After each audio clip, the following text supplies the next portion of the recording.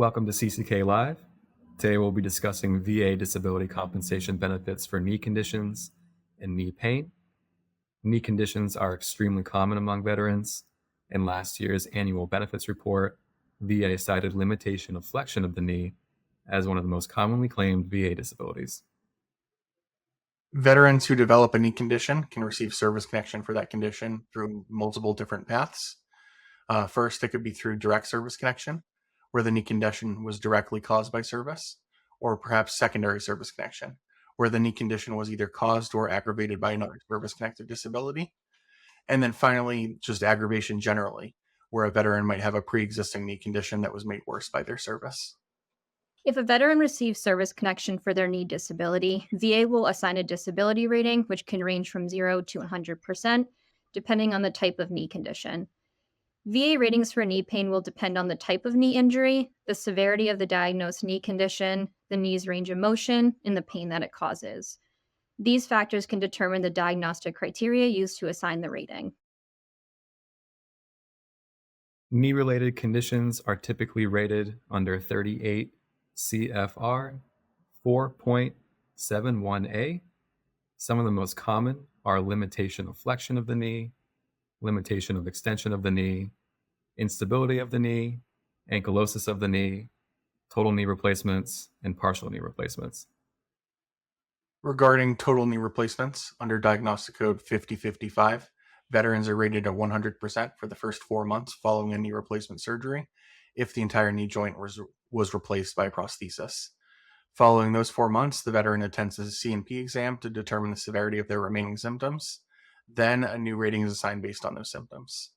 And again, following that 4-month period, veterans with weakness or severe pain will receive up to a 60% rating, while the minimum rating for a total knee replacement is 30%.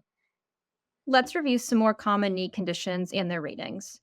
First is limitation of flexion of the knee.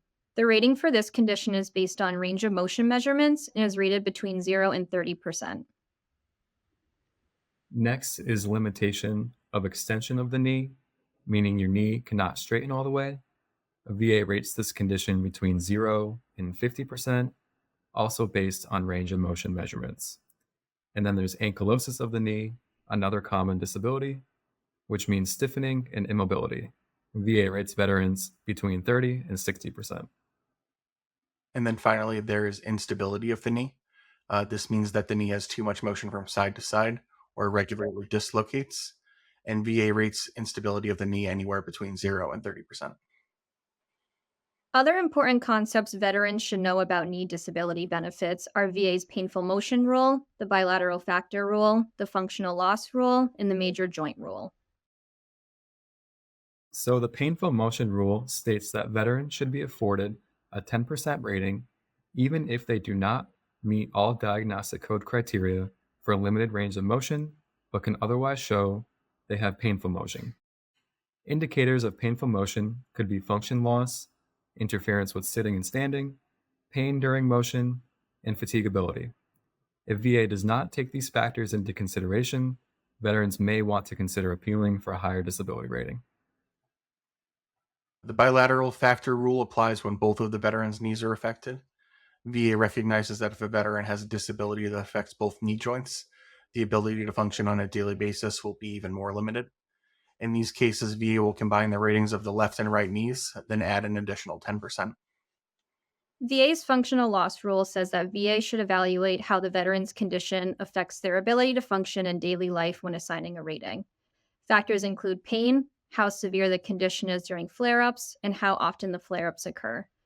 Even if a veteran has a full range of motion, if they are in so much pain that they cannot function, then this should be accounted for in their disability rating.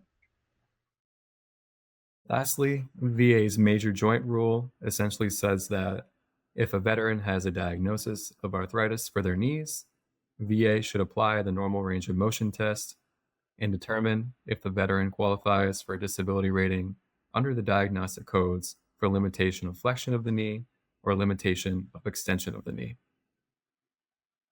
If VA completes the range of motion test and determines that the veteran has good range of motion overall, but still experiences pain, then VA should use Diagnostic Code 5003 for arthritis. If veteran has confirmed arthritis through X-ray evidence, VA should assign either a 10 or a 20% disability rating based on the severity of their condition and whether it affects one or both knee joints. This allows VA to maximize the veteran's compensation for their knee injuries. For more information on knee conditions and how to get VA disability benefits for these type of disabilities, check out our other videos in our blog at cck.com/blog. Also, be sure to subscribe to our channel to stay up to date with the latest VA disability information. Thank you for tuning in.